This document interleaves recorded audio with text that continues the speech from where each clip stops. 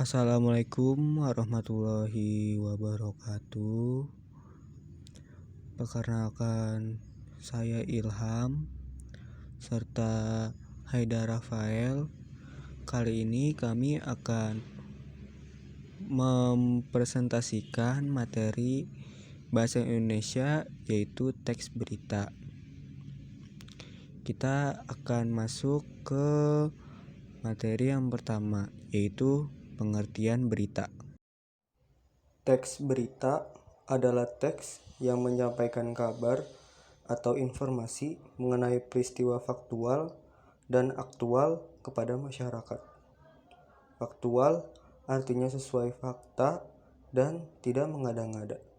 Sedangkan aktual artinya hangat atau baru saja terjadi. Selanjutnya, tujuan teks berita adalah memberikan informasi terkini dan terpercaya untuk masyarakat. Nah, di sini ada unsur-unsur berita, yaitu unsur teks berita ada 6 macam atau yang dikenal sebagai 5W1H, yaitu apa, di mana, kapan, siapa, mengapa, dan bagaimana. Biar lebih gampang kamu bisa menyingkatkan menjadi adik kimika Simba. Yang pertama, apa? What? Kata apa digunakan untuk menjelaskan peristiwa yang terjadi. Yang kedua, di mana, where. Kata di mana digunakan untuk memberitahu lokasi peristiwa tersebut terjadi.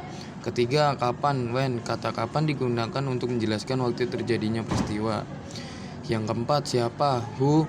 Kata siapa digunakan untuk menjelaskan orang-orang yang terlibat pada peristiwa tersebut, bisa pelaku, korban, dan saksi mata. Mengapa, why. Kata mengapa adalah jawaban dari penyebab, alasan, atau latar belakang peristiwa. Bagaimana, how. Kata bagaimana digunakan untuk menjelaskan proses terjadinya peristiwa dan kondisi terkini sesuai urutan waktu Yang dilakukan pihak terkait untuk menyelesaikan peristiwa itu. Yang ketiga, ada ekor berita. Bagian ini mencantumkan informasi yang bersifat tambahan. Jika ekor berita dihilangkan, maka tidak terpengaruh terhadap pokok berita. Selanjutnya, ada kaidah kebahasaan teks berita. Teks berita juga punya kaidah kebahasaannya sendiri.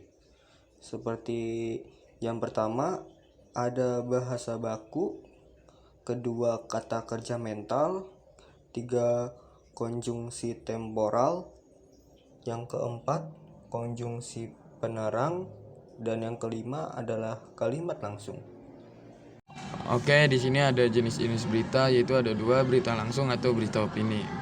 Berita langsung yaitu standard news atau berita langsung adalah jenis berita yang biasanya ditulis secara to the point, lugas dan ringkas. Berita langsung berisi informasi terkini atau faktual terbaru, terhangat dan menarik. Jenis berita langsung biasanya dapat kamu temui di halaman depan koran atau surat kabar. Yang kedua, berita opini.